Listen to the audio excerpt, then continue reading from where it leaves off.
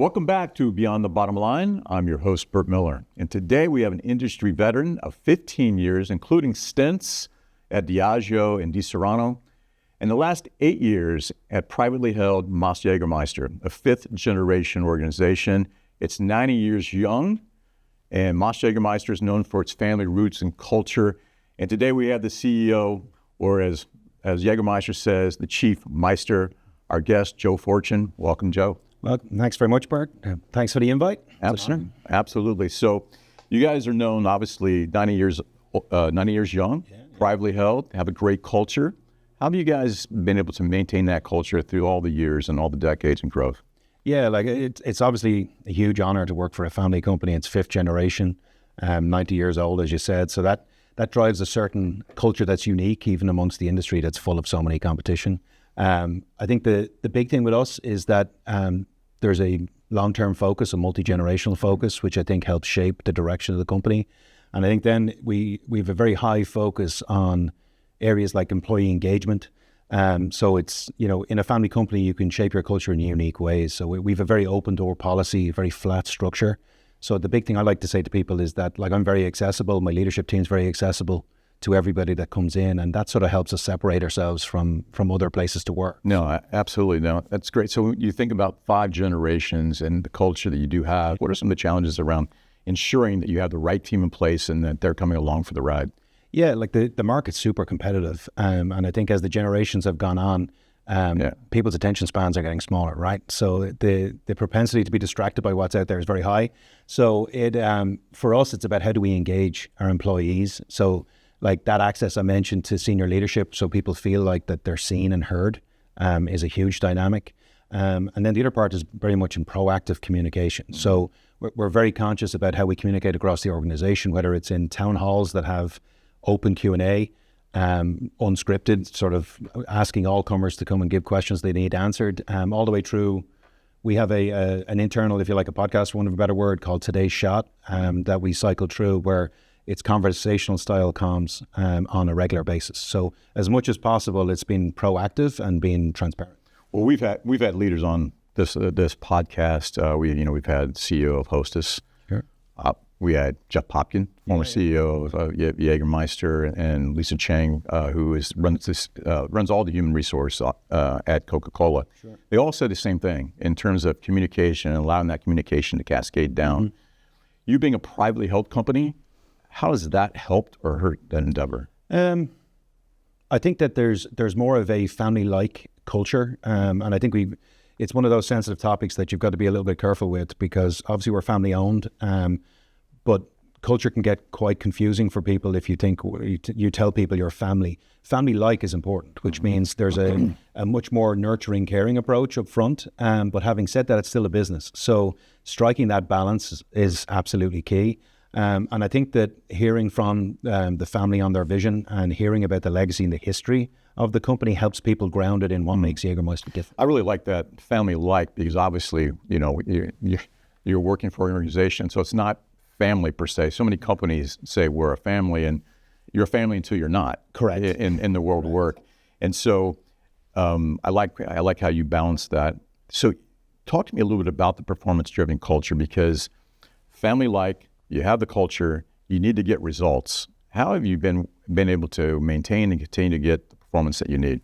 Yeah, it's a constant journey, to be quite honest. Like, it's always evolving. I think one of the shifts we would have had is through COVID, where globally the family directly stood up for the company in a huge way. And that makes people feel that family-like culture very directly. Post-COVID, then you get into a new phase where performance matters. And that shift towards a performance-led culture balanced with people first is, quite frankly, super difficult, but that's the journey we're on at the moment. And I think the way we describe it is it's about impact as much as it's about effort. The effort's required, that's expected, but everybody being conscious of what's your impact on what you're doing, how are you driving performance, that has to be the balance that we're looking to strike. Yeah. And honestly, it can be quite difficult, right? Because we're going through some transformational change at the moment. We have a new strategy on Jgermeister, and as part of that, the structure's evolving. And that's one of the challenges here, and that's where the communication is so important, because bringing people along for that journey so they understand what's expected of them and they understand where we're going is absolutely central. Yeah, that's really difficult to get right. Mm-hmm. And so maybe just in, for the listeners out there that are in similar roles that you have, what are some of the challenges that you do face in trying to get that right? It's sort of people continuously learning and growing is inherently required to all of this, and it's being open to doing things new ways. I think particularly in the beverage alcohol space, which is honestly quite a traditional industry, there's a lot of long-standing relationships. There's a lot of, I know how to do this, I've done it for a long time, that goes on. Mm-hmm. And I think part of the challenge is trying to open people's mind up to the fact that it has to evolve and change. It's very dynamic, and by definition, if you're not going forward, you're going backwards. So it's, we've embedded in a much more data-led approach, and then you get a reaction to that, right? So it's the feeling for employees at times can be, I'm sort of being instructed on what to do and I've no flexibility to flex my creativity, but that's not what it's about. It's about making it more data-led decision making. So you're able to go and ground it on fact, and then you bring your personality and your creativity to it over the top. So I think that process of change where people still feel like they've got a personal impact and they can put their personality on it is the challenge as you're going through a change program like this. Yeah, I mean, people selection is very, very important. And crucial. Absolutely. And you think about, you said something I think is very important for all business, and that is having the individuals that continue to want to work on their own craft. Absolutely. And that's very, very important. So you just alluded to the strategy, particularly the U.S. strategy. Let's talk a little bit about that. And I don't want to use the term relaunch, but talk to me a bit about the transformation of the strategy. Yeah, so a big piece of it is like Jgermeister's long-standing. It's I said it's 90 years globally, but it's been in the US since the 70s. And through that period, obviously, it has gone through ebbs and flows and peaks and troughs. And recently, we've got to a point where we had to reassess who we were going after and what we were doing. So last year, we spent quite a bit of time reestablishing our starting point and then looking at what we want to do going forward. And the core tenements of it were largely around identifying a new target consumer. And that then leads to other investment decisions, and particularly geography-wise, where we're going to invest around the US, that's come to the fore. And then underpinning that, there was a need for sort of a foundational reset so that we can improve execution. Mm-hmm. And can, honestly, on Jgermeister, it's all about driving ice-cold shots at scale. And to get that executed at the right level just required a reset. So there was a number of different elements in play. And that's part of the change program we're on at the moment. So it's a fun machine, by the way. Yeah, the Go machine works, right? Yeah, it does work. My wife would be happy to tell you that. Absolutely.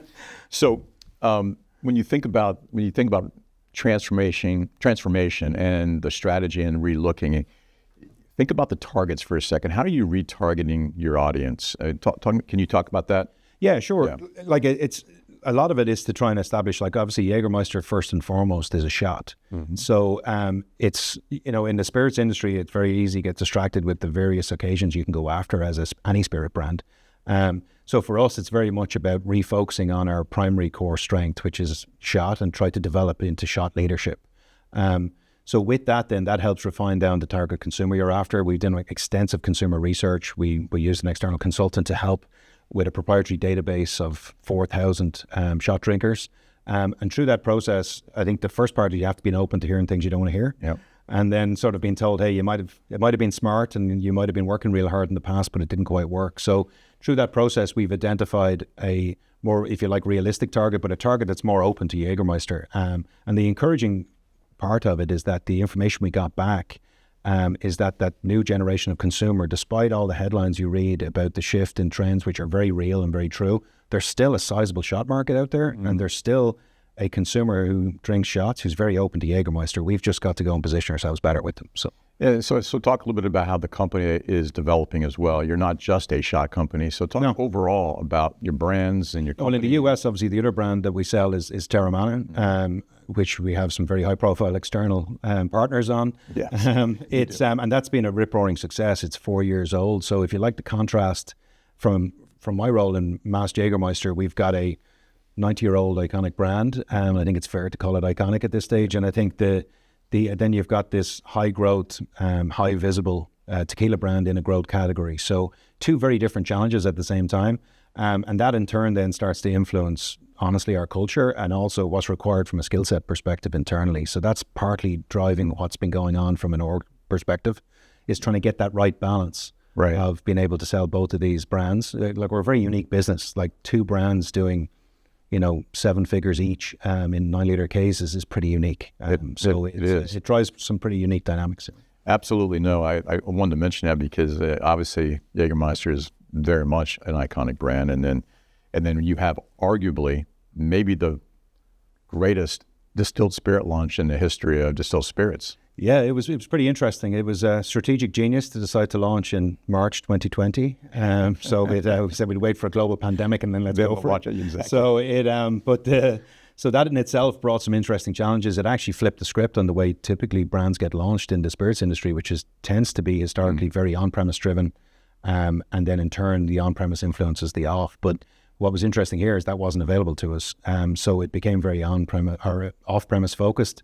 And we also had the advantage that our founder, Dwayne Johnson, obviously was locked up for a bit. So he was able to lean into supporting the brand, which was incredible. So the launch was just off the charts. And I think the beauty of it is, as much as we had strong expectations, we've kept beating them as we've gone along, and we continue to build incredible momentum. So, and it just continues to grow and grow. So like it's at the moment, as I said, we're sort of one of the growth brands within the industry in a category that has been on fire and is starting to level out. But it was just an interesting approach because then we had to flip backwards. We still have huge opportunity on this brand. Like there's a massive amount of white space because of the way we launched it and where we're at. So still very optimistic on the upside. That's fantastic. And the one thing I'd like to talk to you about is, can you discuss really for me the differences in the way you go about growth in a family-owned, privately held company versus some of the obvious challenges in a public company and reporting every quarterly call, that type of thing. I think the advantage and disadvantages. Yeah, like obviously it's double-edged, right? Because as a smaller privately owned business, you don't get the scale that a public, one of the big high-profile public companies get. So from a scale perspective, you've got to be much more precise in how you invest your money and where you put it. We're also like very Jgermeister and Terramana-led, two big brands, but two brands. We're competing with a lot of portfolio companies. So you get a very different dynamic on how you go to market. On the flip side, I think from a speed and agility perspective, being small has inherent advantages. And it's something that I think we've been good with, but I don't think we've been great with. And I think there's a huge opportunity for us to be more agile as we go forward, because I think in the way the world's gone now, to be able to react fast and change direction. And quite frankly, it's what we did last year with this reflection on where we are as a brand and a business in the US. We were able to run that exercise and then pivot quite quickly. So I think that gives us an advantage. I think that the other big one is the timeline. Like, it's not a secret, all the public companies have quarterly investor calls and you have a lot of stakeholders, right? So you behave in certain ways, even though it goes without saying that everybody has a long-term strategic focus. For us, it's multi-generational, as distinct from maybe that 3, 5, 10-year plans that typically happen in public companies. So literally we talk generations. We're on our 5th generation of ownership. There will be a 6th. It's like, it's on knowing that that's in the background, sort of just grounds us with a much, much further out North Star. And then that helps with the decision-making process. It makes it truly a lot more strategic. You are a unique company, without question, with those two brands. And we were talking off camera, and we were talking about targets and targeted audience. And you were in Indianapolis, my hometown, original hometown. So Indianapolis. So when you think about it, you were in a location, and you came across some young gentlemen, recent grads. Talk to me about that, because that's exciting. Because that just demonstrates that there are people out there that are thrilled the way they proactively reached out to you, and they're interested in the industry. Yeah, no, it's one of the fantastic aspects of the industry is, if you enjoy socializing and you enjoy the challenge of trying to grow a business, it's a very nice sweet spot, right? So, and I really enjoy interacting with consumers. So we were in a bar, and we bought some shots for some consumers, and they asked who we are and what we're doing, and you get a reaction then to the role I do with a brand like Jgermeister. But the truth is, you don't know how people are going to react to any brand at any time, right? People love brands, people dislike brands. You just never know what you're going to get. But the reaction was overwhelmingly positive, and I was laughing. I got, accosted would be the wrong word, but I got big positive interest and a passionate reaction to being responsible for running part of Jgermeister's business. And I ended up in a super conversation. I basically got interviewed for career advice on the fly after a couple of drinks, which was interesting. So it was a lot of fun. It was great to see the passion, but the encouraging thing for me is, how positive they reacted to Jgermeister the brand and Terramana the brand. They were super interested, they were super engaged, and then they asked like for career advice off the back of it, which was super. Yeah, and I'm sure your LinkedIn profile got a little larger than it's got more diverse than it was before. Absolutely. So let's stay there for a second. As you're going through this transformation. I'm wondering how it'll totally be received from the overall organization. Is when you go through change, there's always some challenges with that. Sure. And is there a different selection of talent you're looking for as you grow your organization to meet the challenges of the new strategy? Yeah, I think again, my experience in the industry, Bert, is that there's a lot of weight, or has historically been a lot of weight put on understanding the industry and having experience before you come into companies that are more established. And we've sort of pivoted a little bit. It's all about balance, because you need to bring in the right amount of experience.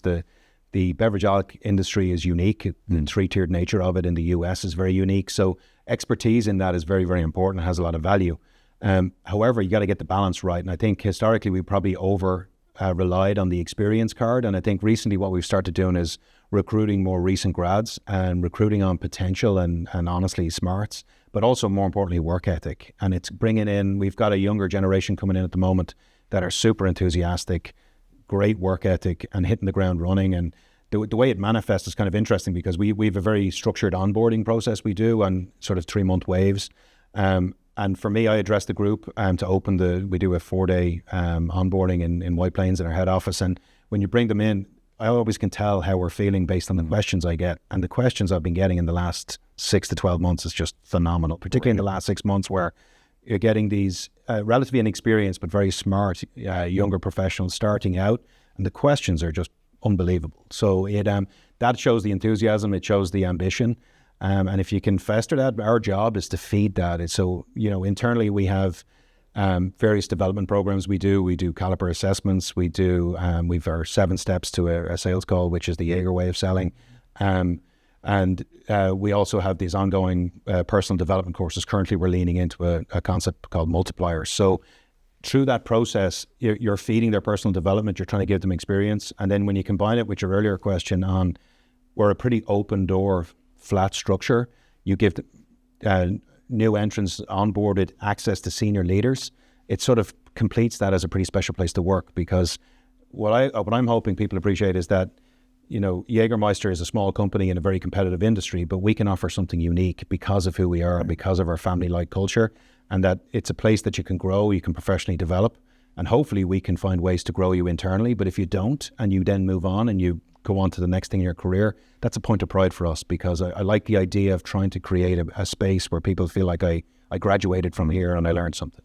Well, it's interesting. I cannot tell you how many CEOs I've talked to over the last several months that have said the same thing around, we are looking for talent and skill over experience. I mean, that has flipped from, say, 20 years ago. 10 years ago. And yeah, even 10 years ago. And what you get with that, though, what you do get, you get the talent that has the force multiplier effect. Yeah. Yeah, because they bring the skill, they bring the drive. Obviously, they bring the cognitive intelligence. They're just lacking a little bit of experience, which they can catch up quickly. Yeah. And they're closer to your target consumer. Like, that's the other piece of this as well, is that, as businesses evolve over years, keeping a balance. And I'm not to say that experience doesn't play. Of course it plays, and it plays huge. And if you can get the balance right, then you get that... you get the experience that can go and inspire, and then you get that enthusiasm that comes in with a lack of experience that challenges all your thoughts, challenges the way you're approaching everything, and ultimately helps everything evolve. But I think if you can get that sweet spot in and understand your consumer through your employees, I think that's where the superpower is. I think danger is you end up with everybody doing what we would call me search, where we filter our strategy through ourselves. I'm not our target consumer, right? So like the reality is that it's important to bring that balance across. No, it's a very interesting point. And you think about, when I think about the industry in general and the experience of networking, those relationships in the adult beverage world, they're critical. Yeah. So when you lack the experience, certainly you don't have those relationships. And so you do need to strike a balance there. Absolutely. But I think you can that's where, like, the inquisitive nature and coming out, being proactive in communicating and asking for support is crucial. Like, if you're a bit of a wallflower and you're going to sit quietly in the corner, it's very hard to grow your network and to grow your experience. But what I'm finding is that certainly a lot of recent grads are very ambitious and they're very proactive in how the role they're going to play, which is crucial. Yeah, absolutely. So anytime I do Beyond the Bottom Line, here's what I love to do. My last question, I love, and I ask everybody the same question. Okay. What is if you have a single person, but who's the single person that's most influenced your life and career? I think from a leadership perspective, I've been really, really blessed. I've worked with some incredible leaders that have had huge impact on who I am as a person, but also how I behave. And I think over the course of your career, you learn the good stuff from people, but you also learn the stuff not to do. So I've had a really pretty colorful, full experience so far. But if I was to pin it down to one person, and this has not been trite or cheesy, it would actually be my dad. Mm-hmm. And the reason for that is I'm the oldest of 5 in my family, and because I was the oldest, I used to travel with him when he was younger. When I was younger, I remember he was a sales guy and a marketeer, and then he ended up being the general manager of a Irish oil business, a family-owned business as well. But I remember he used to travel a lot, drive around in his car, but he had a car phone, one of the first car phones that I was aware of in Ireland, and this thing was fascinating to me. But I used to travel with him, and back then you didn't have seatbelts, so that's how old I am. Right. So I'd stand between the seats while he was on phone calls, while he was traveling around. I'd go with him on trips. So that was sort of the first thing to sort of inspire me on when you're asked what do you want to do as a kid. You know, he was my hero, but then it was also, I saw what he did and I went, actually, I kind of like that. So that's where it started. And then as it went on, he's been a great source of advice along the way. So as I said, he was a sales marketing guy that ended up in general management. His advice to me all along was that from his experience, he felt like, hey, if I had a numbers background, it would balance me out a little bit. So I did a marketing degree originally that then fed into a general business degree. But he always encouraged me, he said, go and get a numbers background because it brings credibility to your conversation. So I studied the equivalent of a CPA at night in my first job and became an accountant. I'm not a very natural accountant. I always got drawn to the commercial side of the business, but that advice really was the basis because the first part of my career was very much in commercial finance, and it's given me a very powerful base for today. So I've been very lucky. I had role modeling at the highest level. I got to see him do his thing, which excited me, and then on top of that, it's values. He's a particularly unique character. He's very direct. He's very passionate. And as a result, a lot of those traits I've sort of picked up. So he's had a huge influence on me. Yeah, the advocates in our careers, they're out there without question, right? But it does not surprise me. I've had a number of people say it's their father or mother or whatever the case may be. And it always goes back to the foundation and the roots. So absolutely. I really appreciate you coming on the show today. It's been a pleasure. And sharing your experience at Mast-Jägermeister. Wish you all the best, continued success, especially in the transformation that's coming up. Thanks, Bert. I appreciate it. Look forward to that. I want to thank Joe again for being on Beyond the Bottom Line, the CEO of Mast-Jägermeister. Look forward to seeing you next time on Beyond the Bottom Line with Bert Miller. Thanks for listening and watching.